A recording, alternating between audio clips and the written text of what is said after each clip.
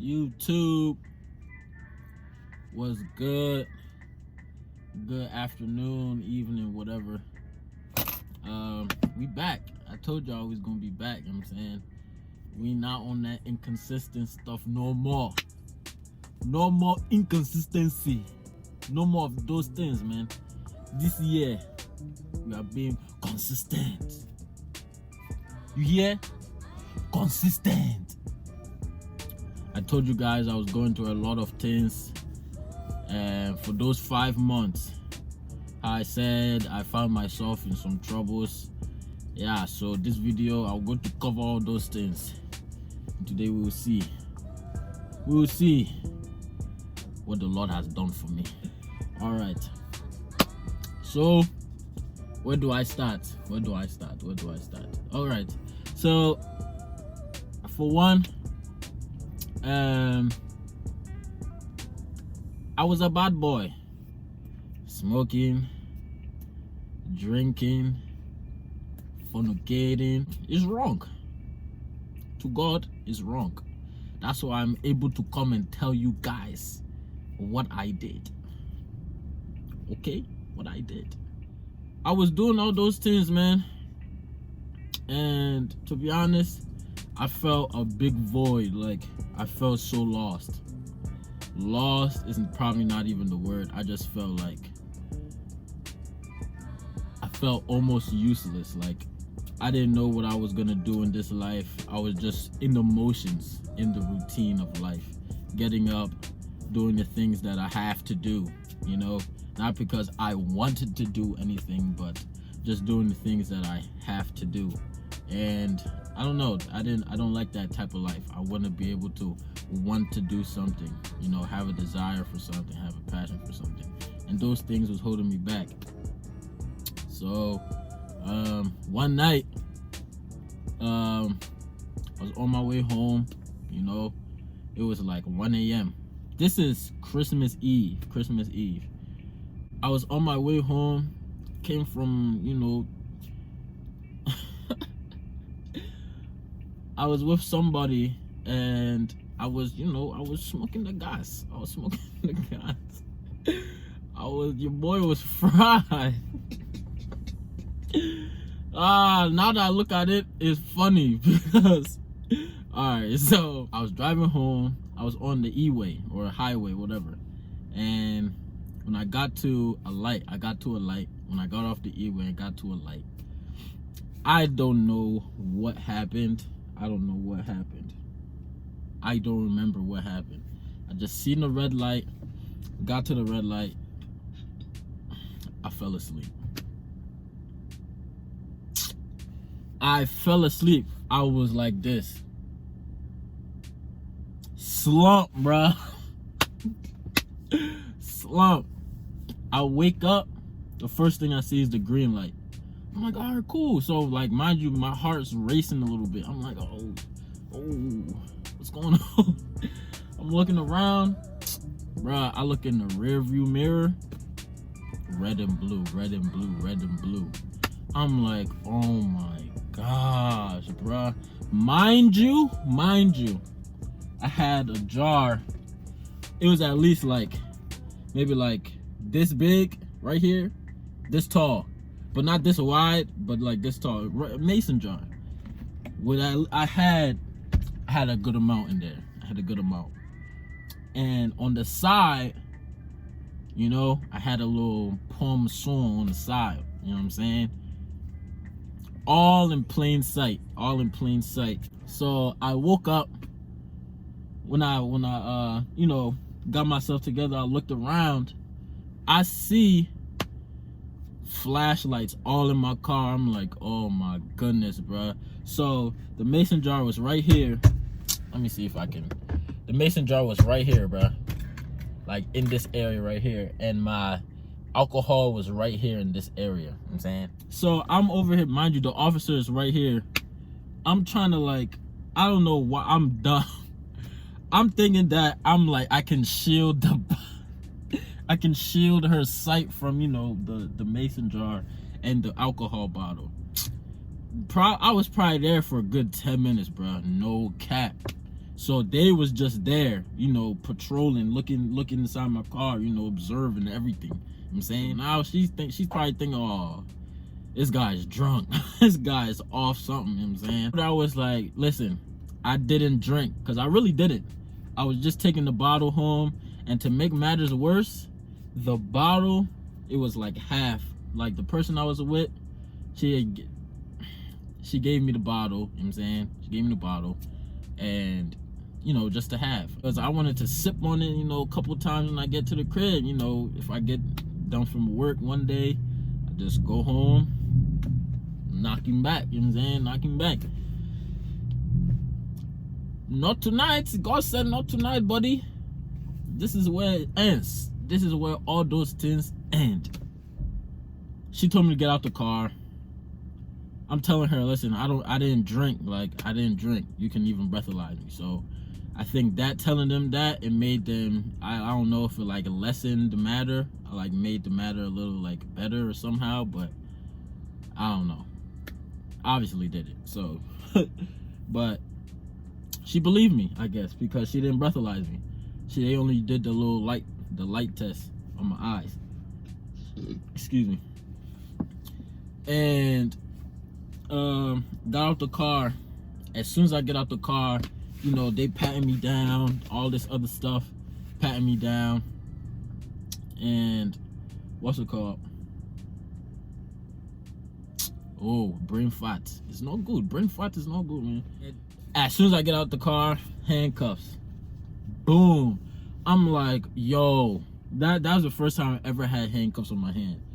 So I didn't cry. If y'all want to ask, I didn't cry. You ask God yourself, he will tell you. So I'm like, bruh, am I going to jail? Does this mean I'm going to jail? And then one of the officers was like, no, this is just gonna take like an hour and a half.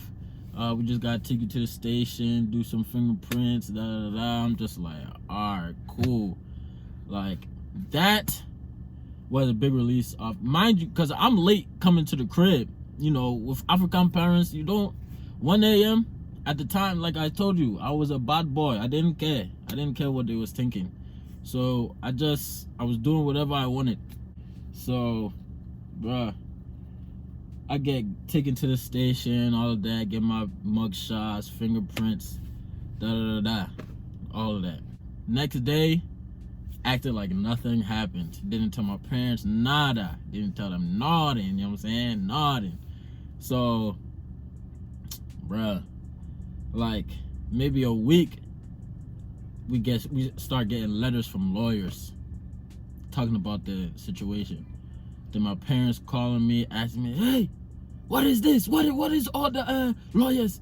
Why are lawyers talking to me about a bottle and drugs in your car? I'm just like, oh my gosh, bruh.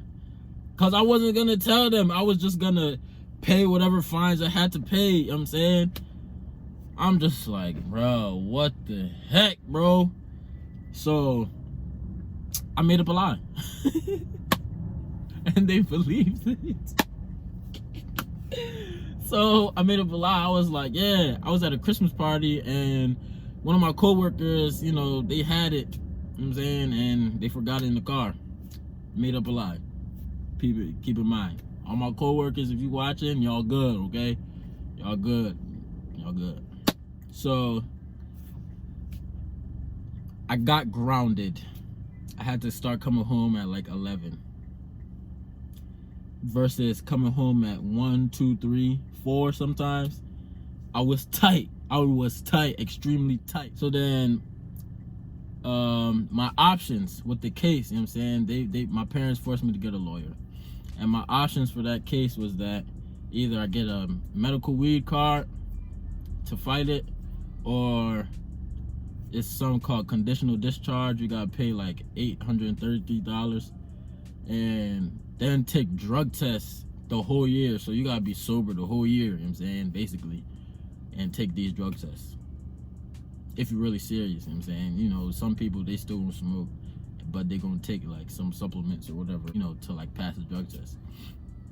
I'm at school, that's why you keep seeing people walking around. I just got out of class. Just want y'all to know, you know what I'm saying. go to school. Yeah. Anyway, the fines and stuff.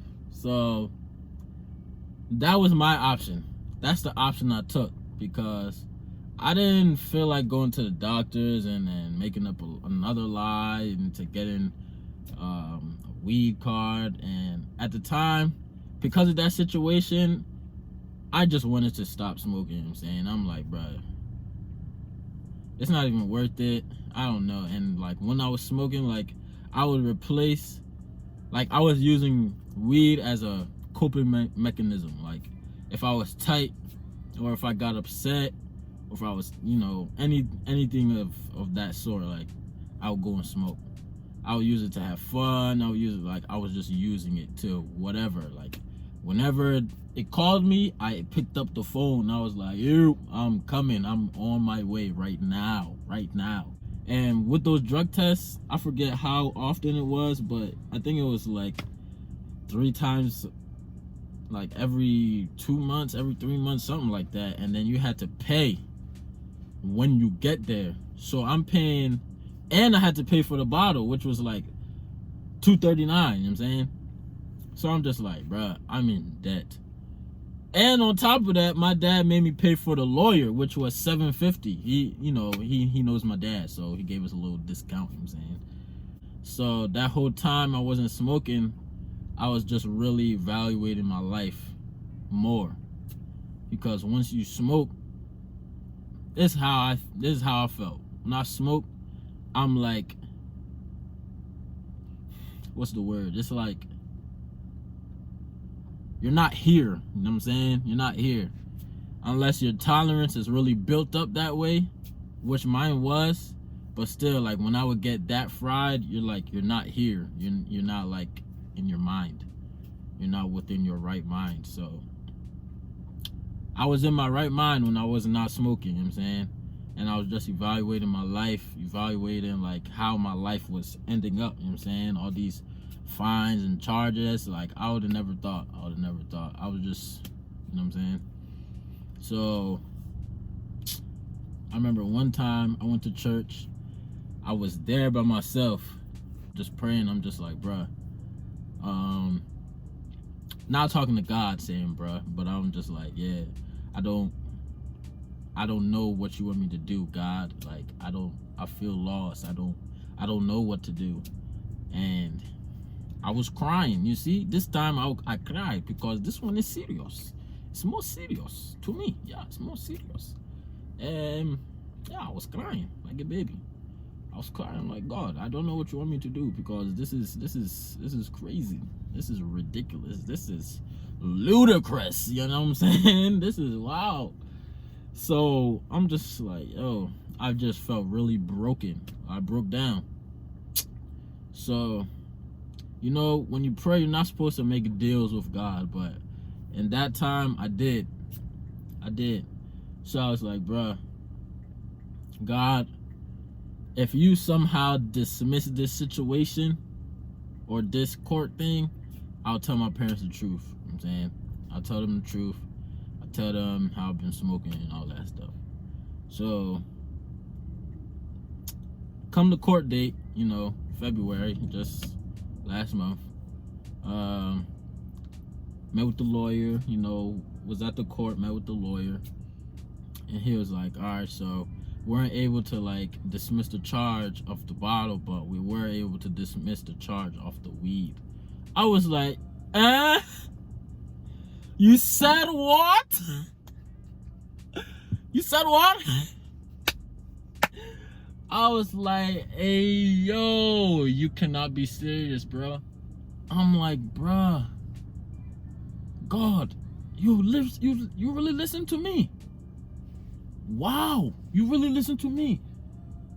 I was in shock. I'm like, hey, yo, so now, once I found that out, I was like, yeah, I have to tell my parents the truth.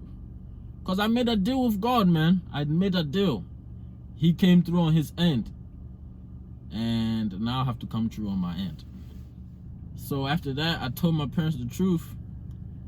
And that whole time period when I wasn't smoking, like, I was praying more, reading my Bible more, and I just felt more happy. You know, I felt happier. I won't say happier, but I would say more like content and more like joyous. You know what I'm saying? I was more content with what I had in my life, and I was like, I had more joy in me, and I just felt a difference. I just felt a difference. So I'm just like, yeah, God, now I will follow you. I will just listen to you. Whatever you want me to do, I'll just listen to you, because if you can do this, just imagine what else he can do. You know, God saved my life from many other things, but this one stood out probably the most. Yeah, it stood out the most. He saved my life from accidents, this debt. So now I don't owe. You know what I'm saying? I'm debt free. I'm debt free. Debt free. I was supposed to be in debt by like 1,000 plus, 1,000 plus. You know what I'm saying? 1,000 plus. But God, you see, when you put your trust in God and you just surrender your life to Him, He will move. He will move things in your life. He will do things in your life. You won't even understand it. But now, I just understand that God just wanted my attention on Him, not on other things. He just wanted my heart closer to His. So yeah.